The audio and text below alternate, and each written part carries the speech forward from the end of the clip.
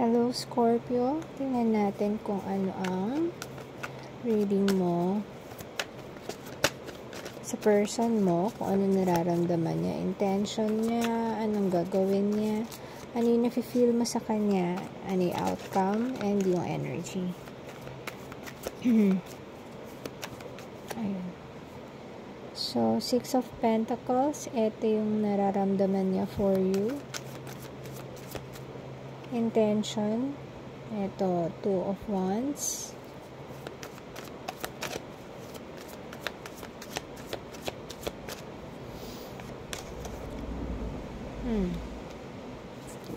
Behavior niya, ayan. Okay, Scorpio, maaaring eto, 6 of Pentacles, pwede tong kung ano yung hinihingi mo, yun lang ang binibigay niya. If ever mag-ask siya sa'yo, yun lang ang attitude niya sa'yo. Kung ano yung hiningi mo, yun lang ang gagawin niya. Pagka humingi ka ng favor, bibigay niya, ganun lang siya sa ngayon. So, tingnan natin kung in relationship na ba to or umpisa pa lang. So, ito, 2 of Wands. 2 of Wands, base dito, parang bago pa lang. So, parang bagong enter lang siya sa buhay mo. Pwedeng nagpaparamdam pa lang, ganyan. And yung next action niya and behavior, eto, medyo maiwas siya. So, medyo aloof siya. Ayan, medyo maiwas pa siya sa ngayon. So, tingnan natin kung ano yung nafe-feel mo about this person. 4 of Cups. Okay, so parang dinededma mo pa siya ngayon. Ayan, rejected. Parang ganun pa lang ang inyong status. So, tingnan natin kung ano magiging outcome nito. Connection na to. 10 of Wands. Okay, so medyo masalamuot yata ang magiging outcome nito. Tingnan natin. Overall energy. Ayan. Queen of Cups. 9 of Pentacles. Okay, so mukhang isa sa inyo, either you or yung nasa isip mo is parang gustong-gusto niya pang mamuhay mag-isa. Yes, gusto niya magkaroon ng family. So, yun muna ang kanyang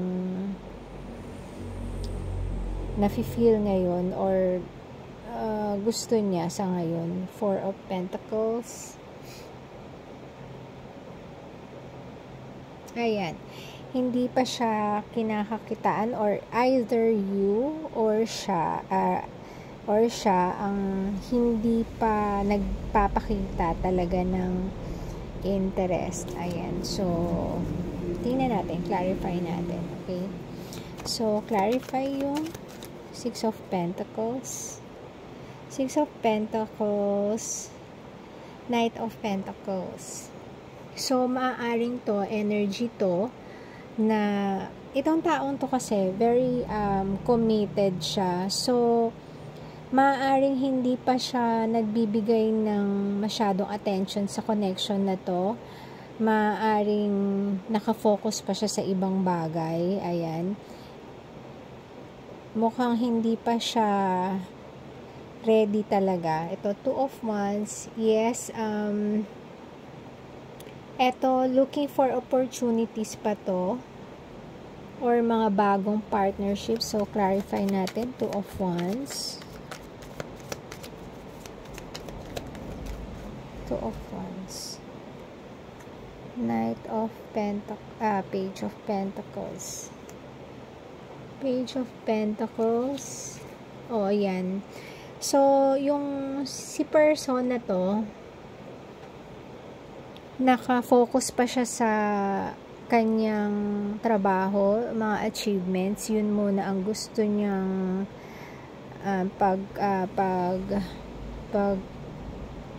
paghirapan, pag-focusan ng energy. Ayan.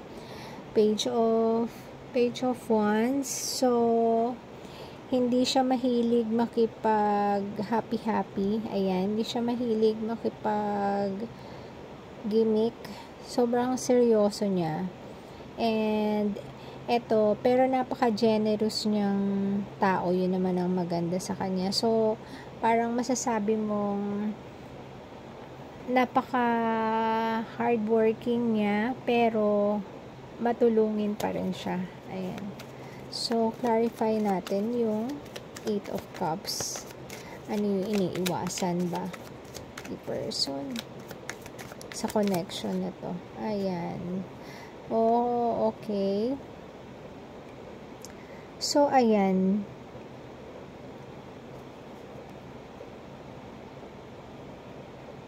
Justice card, Libra energy. Meron siyang hindi makafocus. Ayan, meron siyang timbangan at saka meron siyang sword. So, naninimbang siya, and if hindi nag-a-align dun sa gusto niyang, very goal-oriented kasi itong si person. So, kung hindi mag-a-align yung kanyang path na tatahakin dun sa goal niya, kayang-kaya niyang iwasan. Ayun, ganun siya. So, clarify natin yung nararamdaman mo sa kanya. 4 of Cups. So, nire-evaluate mo rin yung siguro maaring yung iba sa inyo magkausap kayo, nagpaparamdam siya, pero ayan, nire-evaluate mo, okay, nireject mo kasi 4 of Swords. So, naaapektuhan ka sa connection na to. 11-11. So, gusto mo siya, kaya lang parang hindi pa talaga ready yung connection. May hindi pa kayang magbigay ng time. Yun nga, maaaring busy siya sa work, sa business niya, yun. So, hindi pa talaga, parang hindi pa talaga kayo ready sa next level, yung iba sa inyo na in relationship. Kung in relationship na kayo, yun. If ever in relationship na hindi pa ready, so, eto, 4 of Swords, maaaring yung mga in relationship sa inyo, halimbawa, nag-offer itong kasi ito, ready na tong mag-commit very committed na tong si person, kahit sa work or sa, kung sa relationship, pwede rin. Pero, parang para sa'yo, etong marriage is parang takot ka pa. Parang feeling mo mahaharangan lahat ng pangarap mo. Ayan. So, natatakot ka, ni-reject mo itong proposal, yung iba, yung commitment. Maaaring yung iba naman, may mga siguro nagparamdam na pero ni-reject. Or yung iba, may proposal na pero ni-reject pa rin mo. Ayan. So, clarify natin tong 10 of Wands, Scorpio. Ito yung outcome. 10 of Wands, clarified by 5 of Swords. 5 of Swords. Ayan. So, ang magiging outcome nito, parang yung mawawala itong cycle na to. Sobrang hirap para sa inyong dalawa. Ayan. So, parang lahat na ng struggle, sufferings, hirap sa buhay, pinagdaanan yung dalawa. And, nakaya nyo yun kasi 10 of Wands so nakaya nyo na yun. Sobrang hirap. Marami na lost to, yung sa iba. Yung iba naman, hirap, pwedeng tingin ko sa connection na ito, marami na kayo na pagdaanan na may mga nawala eh. Hindi natin masabi kung person ba to, bagay. So, may mga nawala dito sa relasyon na ito. So, yung iba, maaaring baka nawala na yung Ten of Wands. Pwedeng nawala na yung spark. Ayan. Nawala na yung spark sa sobrang maaaring matagal na kayo kasi 10 na eh, marami na kayong pinagdaanan, sobrang tagal na. Ayan. Yung iba naman sa inyo, maaaring sa sobrang hirap ng dinaranas nila, kaya siguro nireject mo na lang dahil gusto mong mag-focus sa kung ano yung talagang nangangailangan ng attention mo. Ayan. So, tingnan natin yung energy na nakaka-influence sa connection na to. Excuse me. Energy na nakaka-influence sa okay. Yung energy na nakaka-influence dito. So, dito meron kang pagmamahal eh. Pero eto parang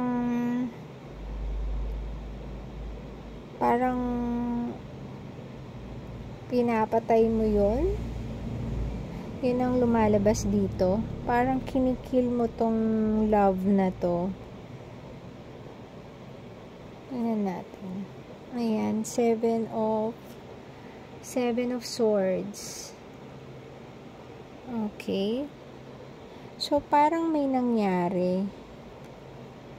Yes, mahal ka nga niya. Ayan o. Naku, meron pala kayong love kasi kayo yung king and queen. And para sa kanya, ikaw yung pinakamagandang babae. And gusto ko niya, okay. Gusto ko niya, either ito, para sa mga, siguro, maaaring, iba sa inyo matagal na friends. And then, nag-ask na to sa'yo pero ni-reject mo, or yung iba naman nag-ask ng proposal pero ni-reject mo. Ayan, pero ang tingin niya sa'yo, ikaw yung gusto niyang maging parte ng buhay niya. Gusto niya ikaw yung maging nanay ng mga anak niya. Ayun, kasi si Empress yun yung kanyang bukod sa kanyang beauty, so meron siyang kakayahan ng children. Ayan, so ikaw yung nakikitaan niya ng ganon, or maaaring iba baka may anak na kayo and gusto na niyang i-legalize yung inyong relationship pero ayaw mo. Ayan, ayaw mo pang matali, ganun, parang may gusto ka pang mangyari sa buhay mo. Or eto kasi, merong something na nangyari. Eto, parang meron kang na-discover sa kanya, meron din yung iba sa inyo, na parang may hindi siya inaamin sa'yo. Wala namang nakalagay kung merong iba, kung yun ang hindi siya third party na babae. Ayan, hindi. So, pero pwedeng maaaring yun ang iniisip mo. Ayan, pero siya, dahil ito, meron siyang energy na kung ano lang yung tanong mo, yun ang sagot niya. Ayan. So, parang maaaring kulang yung sagot niya para sa'yo. Kaya, tinaturn down mo tong connection na to. So, ayan. So, ang magiging outcome nito, pagka naging tuloy-tuloy na to at hindi kayo nag-usap at hindi nyo inadresan etong kawalan nyo ng spark, or either ayan o, yung inyong parang hang kayo, parang hinahayaan nyo na lang na ganyan ang mga pangyayari, hindi nyo ina-addressan. Kasi ito, ina-advisean kayo na tingnan muna ulit or pag-usapan nyo. Ayan, kasi sobrang nakalaan kayo sa pag-build ng relationship nyo and yung future nyo, pero hindi nyo pinag-uusapan. Ayan, walang walang nakalagay kung nagko-communicate kayo, wala. Two of Wands, puro sa bagong offer, bagong opportunity, mas gusto nyo pang mag-isa na lang. Ayan, parehos kayo. So if hindi kayo magko-communicate, pwedeng mag-end yung relationship nyo. So ayan, nasa sa inyo pa rin ang decision. Ayan, so ayun, Scorpio, sana nagkaroon ng gabay. Maraming salamat sa pakikinig and ingat po. God bless.